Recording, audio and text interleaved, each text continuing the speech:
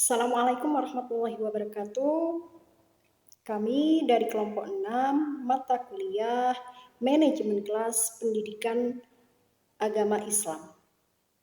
Kami terdiri dari 3 orang. Yang pertama saya Zami Sakti, yang kedua Bapak Ahmad Syaifullah, yang ketiga adalah Ibu Iswatun Hasanah. Pada kesempatan kali ini, dari kelompok 6 akan menyampaikan sebuah materi terkait tema variasi, metode, dan media pembelajaran. Baik, Bapak Ibu sekalian, apa itu variasi dalam pembelajaran?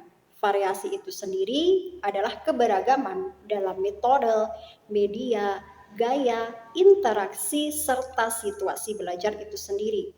Sedangkan tujuan utama dari variasi pembelajaran adalah agar pembelajaran tidak monoton, siswa tetap termotivasi dan aktif dalam kegiatan pembelajaran, sehingga pembelajaran lebih menyenangkan dan berarti.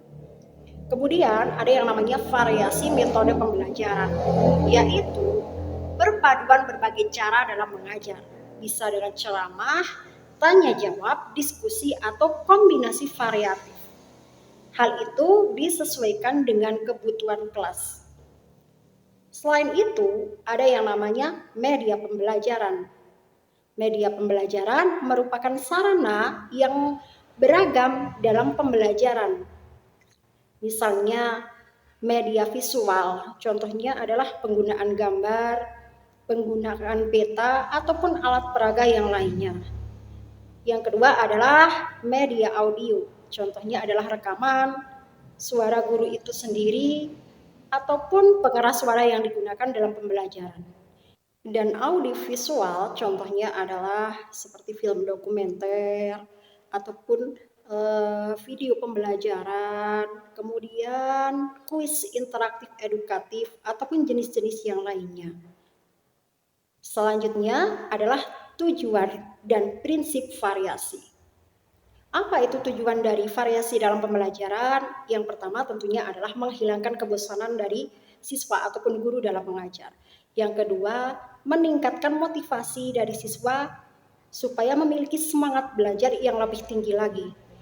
Yang ketiga adalah membuka rasa ingin tahu dari siswa akan materi yang sedang dan akan dipelajari. Kemudian yang keempat adalah menumbuhkan sikap positif dalam belajar.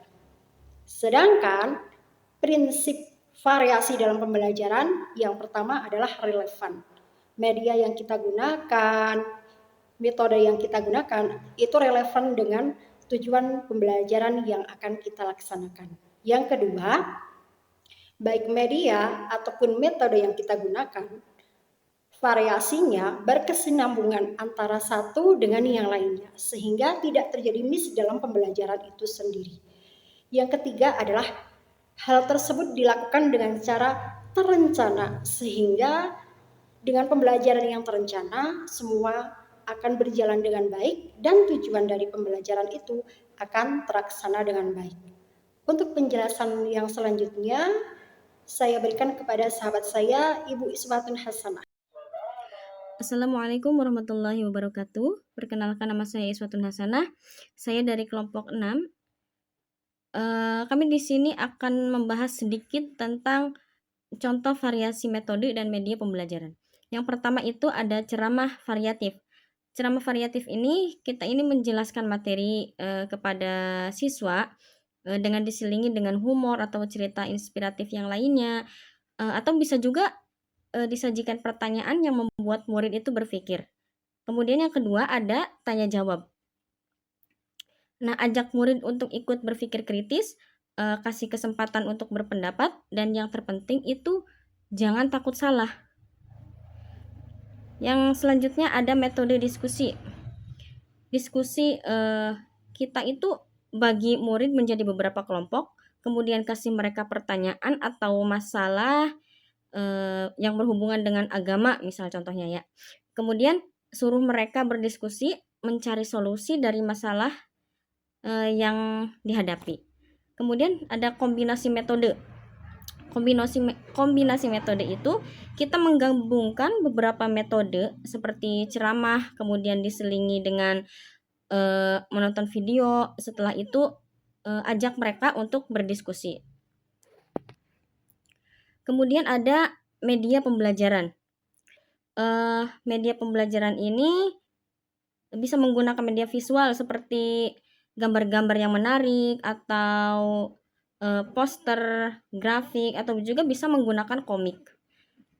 Kemudian ada audio. Contohnya rekaman guru yang sedang menjelaskan materi tersebut kepada siswa, nanti siswa mendengarkan dari audio tersebut. Kemudian ada audio visual, yaitu contohnya ada video pendek yang menjelaskan tentang pelajaran-pelajaran tertentu, misalnya pelajaran tentang kisah-kisah Nabi, nanti di situ di video ditayangkan. Kemudian simulasi digital, contohnya itu di aplikasi HP kan ada yang berisi website ya, berisi tentang materi, atau kalau ada kita menggunakan AR atau VR seperti itu. Kemudian selanjutnya ada urgensi variasi bagi guru pendidikan agama Islam. Yang pertama itu meningkatkan keaktifan murid. Jadi murid itu nggak hanya duduk mendengarkan kita menjelaskan pelajaran, nggak cuma melihat kita, tapi kita juga bisa mengajak murid itu untuk berpendapat ataupun sekedar menjawab pertanyaan yang kita berikan. Kemudian mengatasi kebosanan, biar di kelas itu nggak bosan, belajarnya nggak semangat, atau ngantuk misalnya seperti itu. Ada relevansi dengan perkembangan teknologi, Pak. Dengan perkembangan teknologi. Nah, pelajaran PAI ini juga bisa modern dengan diterapkannya berbagai media atau dengan diterapkannya berbagai variasi dengan metode yang sesuai seperti itu. Kemudian menginternalisasi nilai dan karakter Islam. Variasi pembelajaran juga bikin nilai-nilai Islam lebih mudah dipahami dan juga bisa diterapkan dalam kehidupan kita sehari-hari. Selanjutnya ada tantangan untuk guru PAI. Yang pertama itu kompetensi guru yang terbatas, atau bisa kita katakan dengan guru itu kurang mahir menggunakan teknologi ataupun metode yang baru. Yang kedua, waktu dan beban kurikulum. Mungkin dengan kurikulum yang padat, itu guru itu tidak punya banyak waktu untuk menyiapkan variasi pembelajaran. Selanjutnya ada kultur belajar pasif. Dalam artian gini, murid itu udah terbiasa belajar dengan menggunakan metode yang itu-itu aja gitu. Jadi kalaupun disajikan dengan metode yang baru, mereka akan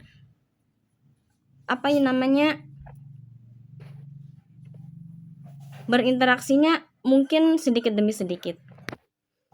Selanjutnya ada sarana atau prasarana yang kurang memadai. Mungkin di sekolahan ada media yang kurang memadai untuk disajikannya video seperti itu. Mungkin tidak ada proyektor untuk menayangkan film-film edukasi seperti itu.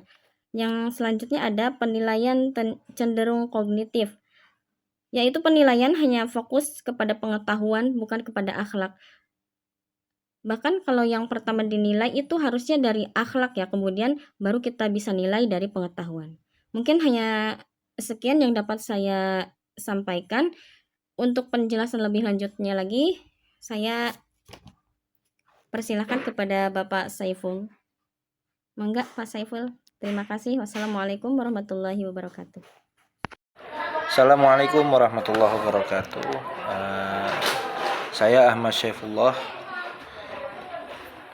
dari kelompok 6 yang akan melanjutkan tentang makalah variasi metode dan media pembelajaran pada mata kuliah Classroom Management PAI. Yaitu pada pembahasan selanjutnya tentang solusi variasi pembelajaran.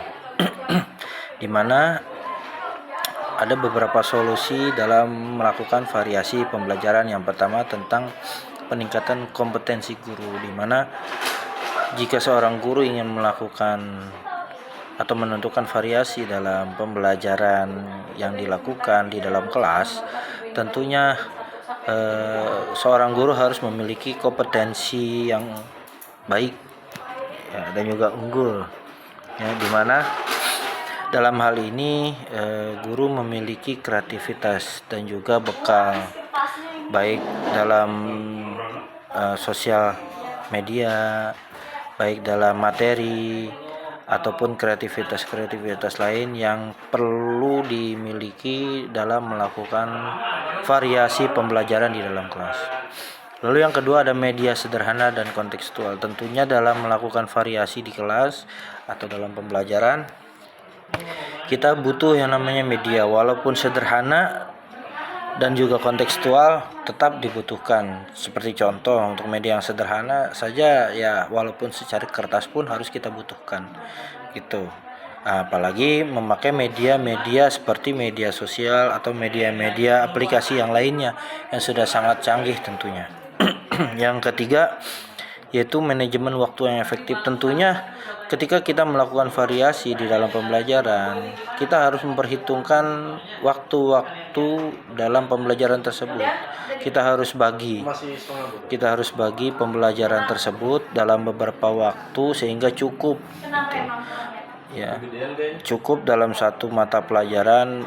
Contohnya dalam 1 jam pelajaran atau 2 jam pelajaran, kita harus bagi dalam beberapa waktu atau 1 jam pelajaran tersebut sehingga waktunya efektif, dan manajemen waktunya pun tidak menghabiskan waktu berlarut-larut sehingga peserta didik mampu mengerti dan memahami pembelajaran tidak terpotong-potong. Lalu yang ketiga yaitu perubahan mindset sekolah. Tentunya mindset di sekolah itu juga diperlukan jika kita ingin melakukan variasi pembelajaran. Jika kita ingin melakukan perubahan tetapi di dalam lingkungan atau sekolah tersebut tidak mendukung, kita pun akan kesulitan ya. Makanya perlu solusi dari sekolah, terutama bidang fasilitas. Ketika kita membutuhkan suatu perubahan ya, sekolah pun mindsetnya pun juga harus berubah gitu. Jadi tidak hanya mengandalkan metode ceramah atau metode-metode yang monoton yang sebelumnya dilakukan, tetapi juga perlu ada perubahan mindset ya yang signifikan jika ingin melakukan variasi dalam pembelajaran. Lalu yang keempat adalah reformasi penelitian autentik. Maksudnya adalah melakukan tahap-tahap penilaian. Reformasi penilaian autentik maksudnya adalah melakukan tahap-tahap penilaian. Apakah ketika kita melakukan variasi tersebut di dalam kelas itu efektif ya. Lalu kita juga menilai peserta didiknya ketika kita melakukan variasi yang sebelumnya itu apakah aktif atau tidak gitu kan. Setelah dilakukannya variasi dalam pembelajaran atau selingan-selingan di dalam pelajaran, itu peserta didik tambah semangat atau tambah aktif atau malah sebaliknya malah monoton. Nah, itu penilaian autentik sangat diperlukan. Lalu yang keenam adalah kolaborasi dan komunitas guru. Tentu artinya kerjasama teamwork dari semua guru itu diperlukan gitu. Kalau perlu kita ada yang namanya komunitas belajar. Nah, itu kan ketika kita melakukan sesuatu atau hal-hal baik di dalam sekolah, nah kita perlu yang namanya sharing ya. Apakah yang sudah kita lakukan itu sudah baik atau masih ada yang kurang. Nah, itu perlu didiskusikan. Nah, itulah pentingnya namanya komunitas dan juga kolaborasi di dalam kerjasama untuk meningkatkan variasi pembelajaran yang lebih baik. Lalu selanjutnya adalah ada metode yang relevan di dalam melakukan pembelajaran, tentu khususnya di bidang mata pelajaran PAI seperti itu. Jadi ada beberapa metode yang menurut sebagian di dunia pendidikan itu relevan. Yang pertama ada metode blended learning. Blended learning itu adalah metode yang digabungkan antara online dengan offline. Artinya di namanya aja udah blend ya. Blend itu digabungkan gitu kan.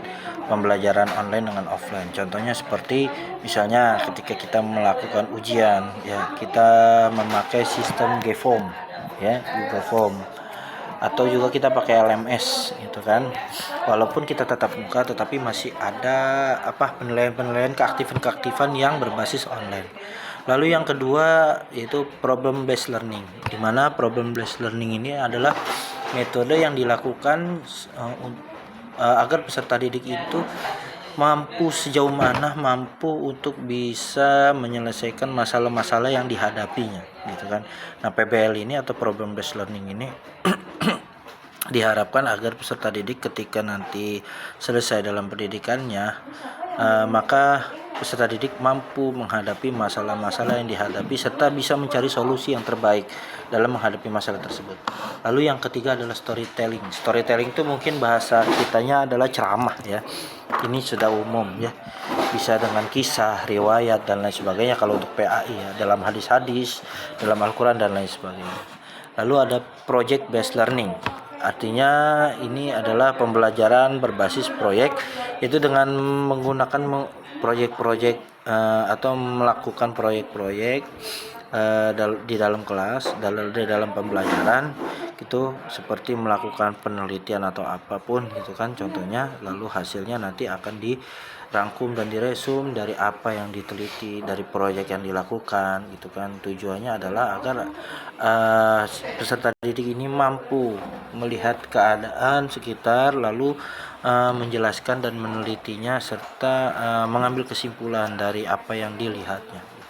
Lalu gamifikasi. Kalau gamifikasi ini maksudnya game ya. Gamifikasi ini adalah memadukan antara game dengan pembelajaran gitu ya. Jadi game itu dipadukan dengan pelajaran ya.